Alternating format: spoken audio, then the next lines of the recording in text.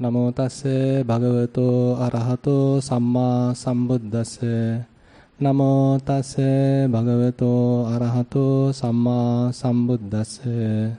Namo tassa bhagavato arahato samma sambuddhassa. Attadipa bhikkave vihirata attasarana ananya sarana. Dhammadipa dhammasarana ananya saranati ti. Dear friends in Dhamma, we were discussing a particular sutta during last couple of months. It's available in the Kanda Sangyutta, where all different kinds of Dhamma sermons Buddha delivered with respect to aggregates are accumulated in the Kanda Sangyutta, and there Buddha particularly mentioned about 5 aggregates. Hope you all know about the 5 aggregates: the form aggregate, the feelings aggregate, perceptions aggregate, formations aggregate, and the consciousness aggregate. So where are they? So here all are 5 aggregates. So they are not outside, say they are what we are. And not only what we are, and even what is outside belongs to 5 aggregates. So it's basically whole our experience can be explained, we can say categorized or analyzed with respect to 5 aggregates. And among those 5, actually one considers about the physical aspect, the form aggregate, and all the other 4 aggregates, namely feelings, perceptions, formations, and the consciousness, that all discuss about the mentality part. And actually we have already discussed the form aggregate and the feelings aggregate, and today I have to discuss about the perceptions aggregate. It is also not a mere discussion. Rather, according to this sutta, we are trying to see why Buddha particularly mentioned Attadipa bhikkave vihirata attasarana, ananya sarana. That means dwell with yourself as an island. Dwell with yourself as an island. Attadipa. Then attasarana, dwell yourself as a refuge. And ananya sarana, and there is no any other refuge. So very much like Buddha instructing us to recognize ourselves as a refuge and trying to find out a refuge within ourselves, and there is no any other refuge. And he further explained that the Dhammadipa Dhammasarana Ananya Sarana. Dhamma as a refuge, Dhamma as an island, no other refuge. So this is a very interesting statement, because sometimes we are trying to find out a refuge from the outside, maybe coming from a god, a kind of a superpower, an external source, maybe help coming from other various unseen energies or forces. So our human mind has such a tendency to find out a source, find out a refuge from outside, thinking we ourselves are quite feeble and helpless, and we are sinners, and so we are helpless, so we need someone else's help. Someone completely external, powerful God has to save us. So that's typical understanding, and many other religions are bearing. And on the other hand, Buddha asks us to have a refuge within us. And Buddha is a mere teacher, and he himself mentioned it. Akkhataro tathagata. So Buddha is a teacher, but we as the followers have to have a good understanding about the teaching, and we have to put forth the effort. Buddha can't save us. Buddha can guide us, Buddha can direct us, but we have to have a good support, effort, energy or motivation coming within, coming from us. So therefore a fair responsibility is given to us as followers. In a way, a fairly mature way of looking at things. Because sometimes if we simply say, okay, someone else is there for me as a salvage, as a refuge, I can simply play as I like, I can enjoy, but someone else will always there for me. ultimately save me, ultimately protect me. He's the savior, he's the guardian. So it's a kind of a interesting way of looking at things, and many people are believing that. But Buddha didn't agree with that. Rather, Buddha simply say, okay, I am a mere teacher. I have went through it. I have overcome all suffering. I have liberated. So this is the path. If you like, you can follow. So completely the responsibility come to us. It's a kind of a mature way of looking at things rather than simply telling a angelic kind of a story. So the responsibility has given to us. Here also the same theme. Attadipa bhikkave vihirata attasarana ananyasarana. So monks, followers, you got to be an island unto yourself, a refuge unto yourself. There is no any other refuge. And Dhamma as an island, Dhamma as a refuge, there is no any other refuge.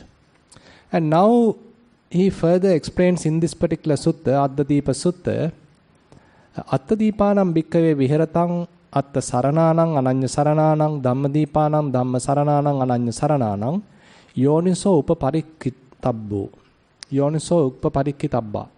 So while you are living like this, you need to have a kind of a introspection. You need to have a proper contemplation. Yoniso upaparikkittabba. You have to carefully recognize, investigate, have a yoniso manasikara. Have to look at not merely from the superficial kind of exploration, rather you have to deeply look at what are the sources, what are the causes. And what we need to look at, Kim jatika soka parideva dukkha domana supayasa kim pahotika. So what is the cause, how these various kinds of worries, lamentation, suffering, mental despair, how have they come into the surface? How am I experiencing that? So how that is produced? So the kind of introspection. If you have any kind of a suffering, if you have any kind of a despair, if you have any kind of a worry, any kind of a unrest, agitation, any form of suffering. So suffering doesn't mean that it's a huge pain that we are going through a terminal cancer and having a huge suffering. So that is one form. Before that, even a mere kind of a mental unsatisfaction, kind of a restlessness, little bit of agitation, unhappiness, worry, restlessness, all that different forms of unhappiness, suffering. Now what is the cause? How that has come to be? So how it has produced. So this is what you need to recognize. Now this is in a way kind of an invitation to look at the First Noble Truth. So what is the First Noble Truth? That is also suffering, isn't it? Dukkhang ariya satchang. So there also it is not that we are invited to get rid of suffering or trying to avoid suffering. In a way to overcome suffering. Rather, Buddha invites us to look at suffering and to understand suffering. Dukkham bhikkave pariññayyam. Pariññayyam means you have to look at it totally. You have to understand it. You have to experience it rather than saying experiencing it. While you are experiencing it, you have to investigate it. We may be always experiencing it to some extent. So rather than trying to have a kind of a resentment towards it or kind of an anger towards it, how about recognizing it? How about understand it? How about investigating it? Trying to fully understand it. Now actually here dukkha. So what is dukkha? That's another way of definition we can say. So those are the 5 clinging aggregates. So dukkha is nothing but the 5 clinging aggregates. Sankittena panchupadana khanda dukkha. So whenever we are attached to form aggregate, then it becomes a grasping form aggregate, and then there is a kind of an agitation. There is a suffering. Whenever we are grasping feelings aggregate, there could be suffering. Whenever we are grasping perceptions aggregate, there could be suffering. Whenever we are grasping formations aggregate, there could be suffering. Similarly, whenever we are grasping consciousness aggregate, there could be suffering.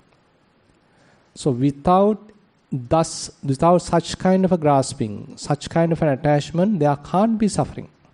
That's another way of looking at it, isn't it? So if it is possible for us to keep the mind free from all these five aggregates, away from these five aggregates, then there can't be suffering. Because suffering in this context is nothing but the five clinging aggregates. So if we are able to take our mind away from those five aggregates, then there can't be suffering. If there is suffering right now, then what is the cause?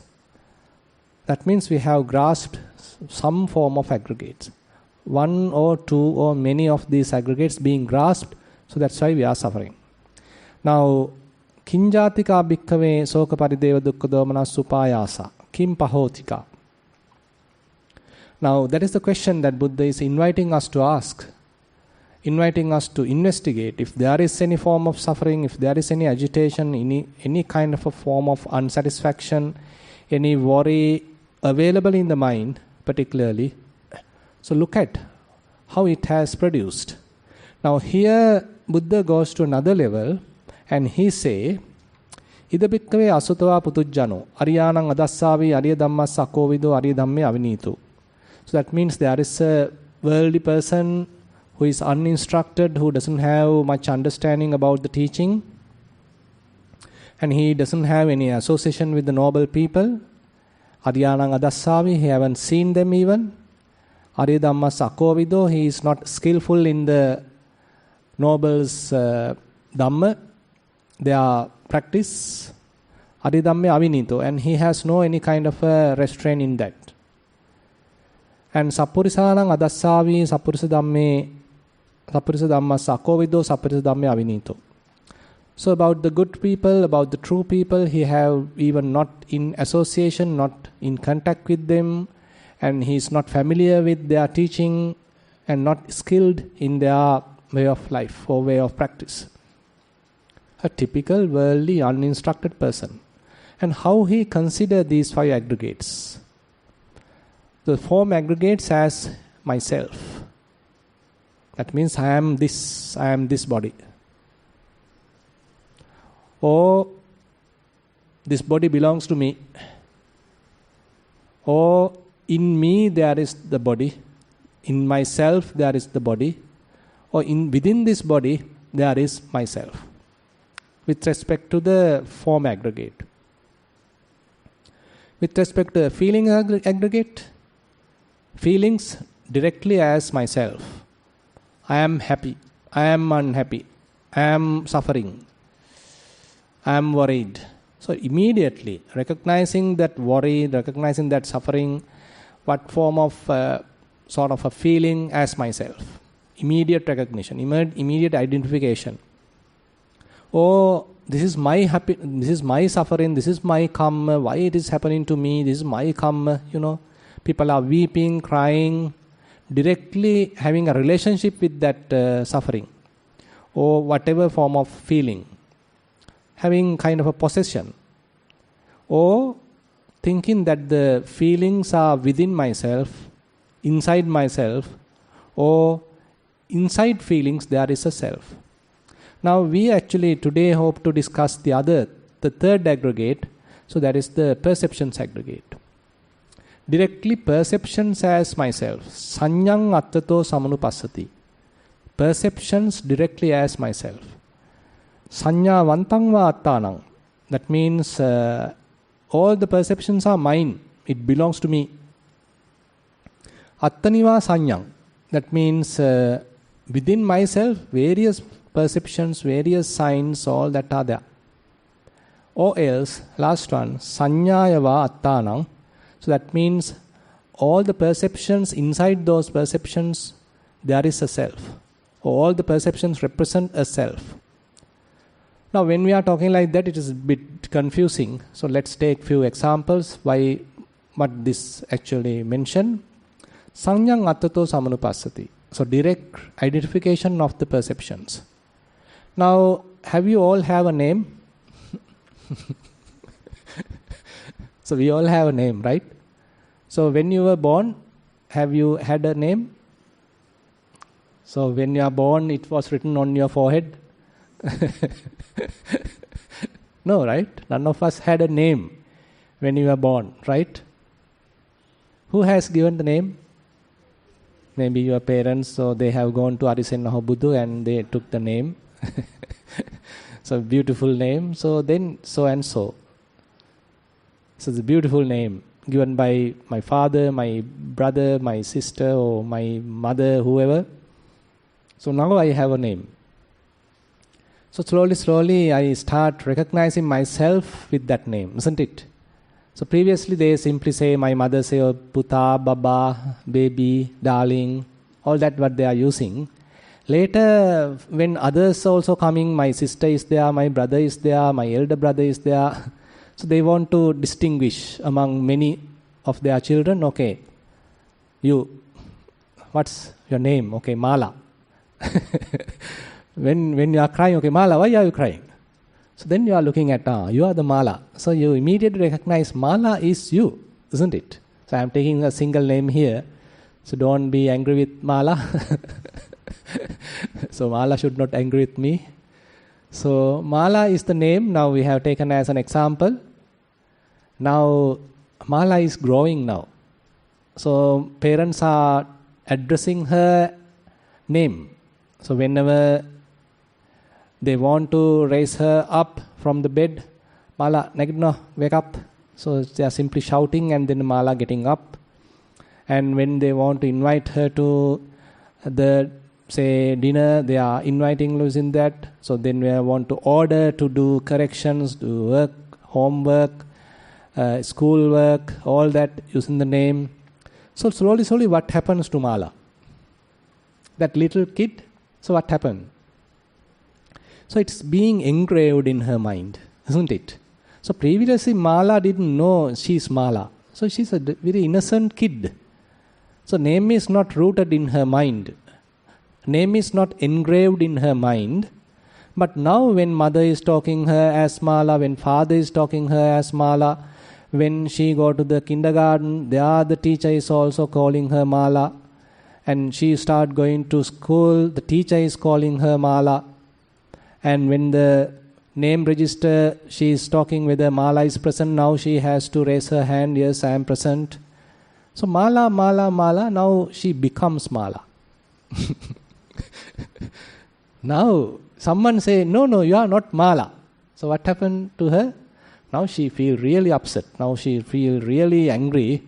Now they have put a different name, a kind of a nickname. So she's not happy about having a nickname. Rather, she loves to be Mala.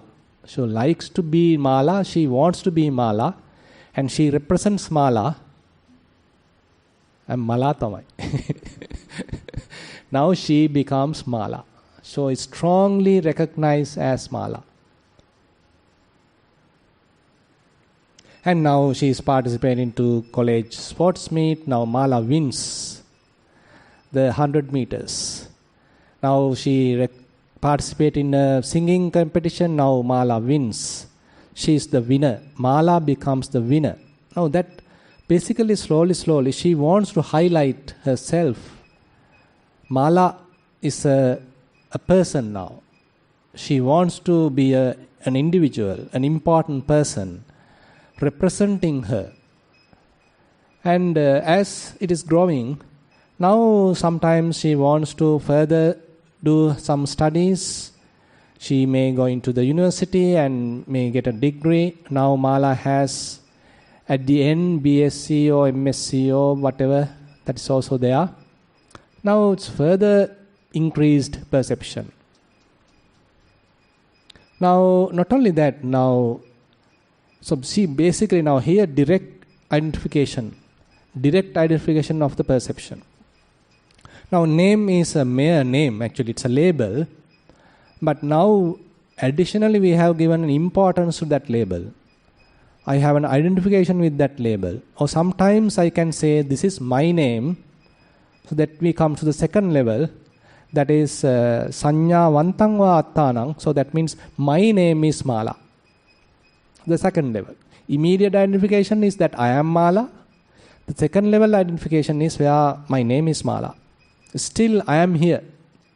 If there is name, Mala is there, so someone should be there to which is belonging, so that is me. I am Mala. So that's another level. So you basically refer my name, my good name, my something, my nickname, whatever the way. So this is Mala. So likewise, Mala is a simple name, by the way. There are various other things that you can recognize. Now you are learning different languages, and there is a language for you. There is Sinhala, you are a Sinhalese, you are a English, whatever. All that are putting as various perceptions. In the society, there are different perceptions. Okay, we have a great nation, or we are a historical background is there. Okay, our ancestors are like this. Our future is like this. Don't think about the future too much. So anyway, different perceptions are there. So people can build perceptions, and not only the label, now even different perceptions are there. So Mala is now have a certain kind of a upbringing, and she's associating certain people, her parents, her teachers, her neighbors, her friends, all that are slowly crafting her, kind of building her. All different perceptions are sort of impregnated, included, embedded in her mind. Not only a name now, but she has a perception, isn't it? Name, we can say a symbol, sign, kind of a symbol, but more than that, kind of a perception. Now all that comes under the perceptions aggregate. Typically we call it as Sanya Khanda, the aggregate of Sanya. It's a broader term. All different forms of labels, names, languages, different signs, symbols, what we are using to recognize comes under perceptions aggregate. Now the question comes, so what is Sanya? So this directly answered in certain questions, certain suttas. For example, in the Kajjaniya Sutta, Kincha Bhikkave Sanyang Vadeta. Monks, why is it called Sanya? Sanjanatiti ko bhikkave tasma sanyati uchchati. You recognize, that's why it is called Sanya. So how are you recognizing? So Buddha gives an example. Kincha sanjanati. So what are you recognizing? Nilampi sanjanati, pitakampi sanjanati, lohitakampi sanjanati, odatampi sanjanati. Now you can recognize, say while you are having your lunch, while you are having your dinner, if you want to recognize whether it is tasty, whether it is say salty, or whether it is sweet, or here actually the given example directly related to the colors. Say you are given with various colors. Say you are in the kindergarten and the teacher is showing different colors. Sun, what is the color? Okay, you recognize. Okay, this is red color. This is yellow color. This is white color. This is blue color. So likewise now teacher introduces you different colors. You didn't know those colors, but now she's naming it, okay? This is green color, this is red color, this is white color, this is say yellow color. So different colors are now introduced to you. So your lesson is about colors today. So you are learning colors. Next day you are learning about maybe different animals. Okay, this is a cat, this is a dog, this is a bird. So this is a fish, different animals. Next day you are recognized vowels, a different language. Okay, this is A, this is B, this is C. Different forms, different categories, different way of looking at it or recognizing it. So we are being fed all that. So when you are born, none of them are rooted in your mind. Now slowly, they are being impregnated, they are being included into the mind, rooted in the mind, planted in the mind. The next day, when you have seen red color, now immediately you can recognize, this is red color. Whenever you are recognized letter A, this is A for apple. You can immediately recognize. So that's how we are being taught. That's how all these sanya slowly implanted in our mind, engraved in our mind, educated to the mind, learned to the mind. Now, slowly our mind become fairly filled. So you become a learned person, isn't it? Learned person, bahusutta. So you have learned so much of things. You have learned about the colors. Now you know the colors. You learn about letters. You learn about different, say, languages, vocabulary, grammar, all that you have learned. You learn about the countries, different countries. They are, say, capitals, they are nations, all that you have learned. You will have learned about different geographies, maybe different political systems, about the galaxies. So we are learning. All that information, slowly we are learning, stuffing, storing. So what happened to the mind? Filled with sanya, isn't it? Filled with sanya.